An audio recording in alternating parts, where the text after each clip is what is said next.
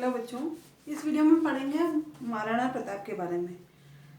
Maharana Pratap from 1572 CE to 1597 CE. Maharana Pratap was born on Sunday 9th May 1540 CE, Vikram Samvat 1597, Jyeshtha Shukla Tritiya in Badal Mahal of Kumbhalgarh Fort or Katargarh. Pratap was the eldest son of Uday Singh. His mother's name was Jayavanta Bai and she was the daughter of Pali king Akhe Raj Songara Chauhan. The childhood of Maharana Pratap passed in Kumbhalgarh Fort. Maharana Pratap got married to Ajabda Pawar in 1557 CE and she gave birth to Amar Singh in 16th March 1559 CE. Maharana Pratap का जन्म जो है वो 9th May 1540 CE को विक्रम संवत 1597 ज्येष्ठ शुक्ल तृतीया Sunday को कुंभलगढ़ के बादल महल में हुआ था। महाराणा प्रताप उदय सिंह के जो है सबसे बड़े पुत्र थे। उनकी माता का नाम था जयवंता बाई, जो कि पाली के जो राजा थे अखेराज सोनगरा चौहान की पुत्री थी। महाराणा प्रताप का बचपन कुंभलगढ़ दुर्ग में ही व्यतीत हुआ। महाराणा प्रताप का विवाह 1557 CE में अजबदेव पवार के साथ में हुआ, जिसने 16 मार्च 1559 CE में अमर सिंह को जन्म दिया था। When Maharana Pratap was 32 years old, his father died on 28th February 1572 CE in Gokunda on festive holiday. Uday Singh was cremated in Gokunda itself. On 28th February 1572 CE, the lords of people of Mewar enthroned him in the form of Maharana on a place called Mahadev Bawri, situated in Gokunda. Jagmal,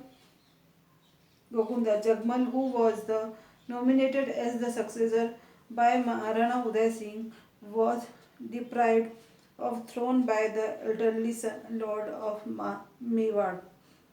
Maharana Pratap जब 32 years की उम्र के थे तब उनके पिता उदय सिंह की होली के दिन जो है मृत्यु 28 फरवरी 1572 CE में गोगुंदा में मृत्यु हो गई थी। उदय सिंह का गोगुंदा में ही जो है दाह संस्कार किया गया था। यहाँ स्थित महादेव बावड़ी पर 28 फरवरी 1572 CE को मेवाड़ के सामंत और राजा ने प्रताप को महाराणा के रूप में राज तिलक किया। महाराणा उदय सिंह द्वारा नॉमिनेटेड उत्तराधिकारी जगमाल को मेवाड़ के वरिष्ठ सामंतों ने जो है वो डिप्राइव यानी अपदस्थ कर दिया था। In 1570 CE, Nagaur court of Akbar was held, in which most of the Rajput, excluding Mewar, accepted the sovereignty of Akbar. Akbar sent 4 groups in Maharana Pratap's court to force him accept his sovereignty, in which 1570 CE में अकबर का नागौर के दरबार लगा, जिसमें मेवाड़ के अलावा अधिकतर राजपूतों ने अकबर की अधीनता को जो है स्वीकार कर लिया। अकबर ने प्रताप को अधीनता स्वीकार करने के लिए जो है 4 अलग अलग दल भेजे थे, जिनमें फर्स्ट ग्रुप जो था वो Jalal Khan, who was sent in November 1572 CE in Pratapgarh. First group जो है जलाल खान का ग्रुप भेजा था, जो कि नवंबर 1572 CE में प्रताप के पास भेजा था। फिर सेकेंड है Man Singh, ruler of Ajmer, was sent in June 1573 CE to convince Pratap. Second group जो है मान सिंह, जो कि अजमेर के राजा थे, उनको जून 1573 में प्रताप को समझाने के लिए भेजा था।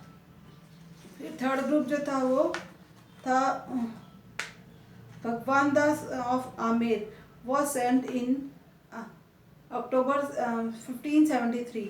भगवान आमेर के अक्टूबर 1573 में आमेर के भगवान दास को जो है वो थर्ड ग्रुप भेजा था।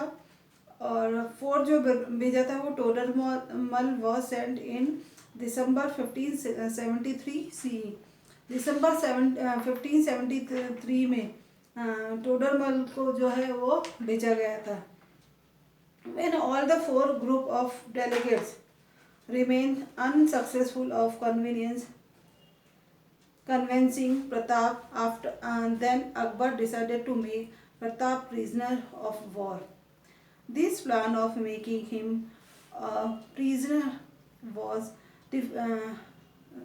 was drafted in Ajmer fort, in which a museum exists in present time, and as it was a storehouse of weapons in the colonial period. It is also known as magazine. Akbar appointed Man Singh as the chief commander of the battle, and Asif Khan was appointed as the assistant of मान सिंह। ये चारों जो delegates थे प्रताप को समझाने में असफल रहे, तो अकबर ने प्रताप को जो है युद्ध में बंदी बनाने की योजना बनाई। बंदी बनाने की योजना के लिए में अजमेर में स्थित किले में बंदी जो है उन्हें अजमेर में स्थित किले में बनाने की सोची, जिसमें आज जो है म्यूजियम बना हुआ है। वहाँ जो ब्रिटिशर्स के समय में जो है वो शस्त्रागार था, वेपन्स का स्टोर हाउस था, और इसे मैगजीन भी कहते थे। अकबर ने मानसिंह को इस युद्ध का जो है कमांडर इन चीफ यानी कि मुख्य सेनापति बनाया, और मानसिंह का जो असिस्टेंट है आसिफ खान को नियुक्त किया। On 3rd April 1576, Man Singh proceeded towards Ajmer along with a massive army, and he laid his first camp in Mandalgarh, where he stayed for 2 months, and later he laid his camp in a village named Molela of Khamnor near Nathdwara. On the other hand, the news of arrival of the royal army had reached Maharana Pratap. Mansingh जो है उन्होंने 3 अप्रैल 1576 CE को जो अपनी royal army को लेकर अजमेर से रवाना हुआ। उन्होंने अपना पहला पड़ाव मांडलगढ़ में डाला, जो कि 2 महीने तक वहीं पर रहा, और उसके बाद में वह आगे मोलेला, जो कि मोलेला नामक जो गांव है, जो कि खमनोर नाथद्वारा के पास में है, वहाँ पर अपना पड़ाव डाला। उधर इस जो रॉयल आर्मी के आने की सूचना जो है महाराणा प्रताप को मिल गई थी। Maharana Pratap laid his camp in the narrow valley of Haldi Ghati, situated between the hills of Gogunda and Khamnor. In this valley, only one person could enter at one time. Therefore, even after having fewer soldiers in his army, this was the best place for Pratap to comfort his army, from where Pratap's familiar soldiers could hide well behind in the hill and attack the army. On the other hand, the Mughal soldiers could lose their way, could face the soldiers of Mara, Mewar, or die due to starvation. Finally, the two armies confront each other on 18th June 1576 CE, right after the declaration of war in the morning. Maharana Pratap ने गोगुंदा और खमनोर की जो पहाड़ियों के बीच में स्थित हल्दी घाटी नामक जो है तंग घाटी को अपना पड़ाव डाला। इस घाटी में एक बार में एक ही आदमी जो है वो प्रवेश कर सकता था, इसलिए सैनिकों की कमी होते हुए भी महाराणा प्रताप के लिए मोर्चाबंदी के लिए यह स्थान जो है वो सर्वोत्तम स्थान था। यहाँ प्रताप के पहाड़ों से परिचित सैनिक आसानी से छिपकर आक्रमण कर सकते थे, वहीं मुगल सैनिक भटक कर मेवाड़ के सैनिकों से टकराकर या भूख प्यास से मरकर जीवन गंवा सकते थे। अंत में दोनों सेनाएं 18 जून 1576 सीई को सुबह जो है युद्ध में आमने सामने हुई। The first attack of the Rajputs upon the Mughal army was so intense that the Mughal soldiers toward all directions to save their life. In this first phase of the battle, Hakim Khan whose leadership remains successful. Mughal historian Badaini, who was present that with the Mughal army, also ran away from the battlefield. Mihatar Khan, who was in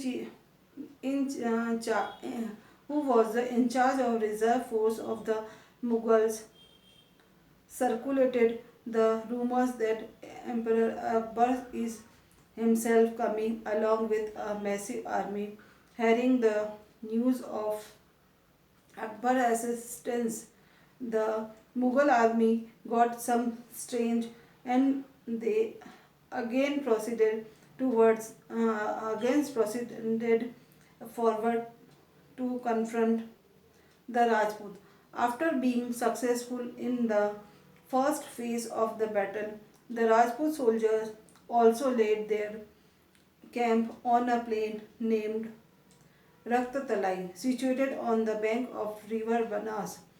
In this engagement, a fierce battle took place between Rana's elephant named Puna and Ram Prasad and Mughal elephant named Gajmukta and Gajrat.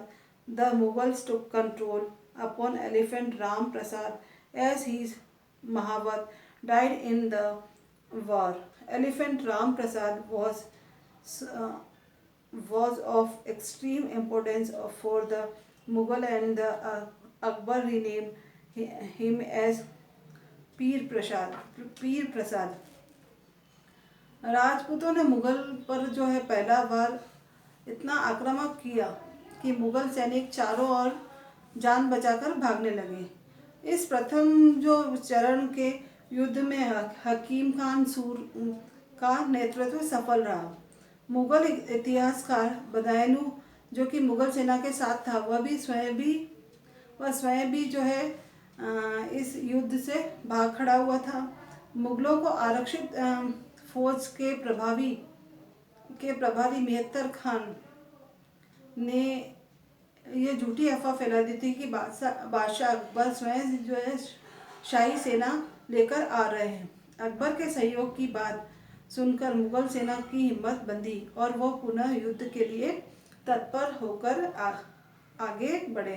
Rajput भी पहले मोर्चे में सफल होने के बाद में बनास नदी के किनारे वाले मैदान में, जिसे रक्तताल कहते थे, कहते हैं मैं आज में इस युद्ध में राणा की ओर से पूना और व राम प्रसाद हाथी और मुगलों की ओर से गजमुक्ता और गजराज के नाम में के मध्य युद्ध हुआ। राम प्रसाद हाथी के महावत के मारे जाने के कारण राम प्रसाद हाथी मुगलों के हाथ लग गया और राम प्रसाद हाथी अकबर के लिए बड़े महत्व का था, जिसका नाम अकबर ने पीर प्रसाद कर दिया था। Thank you.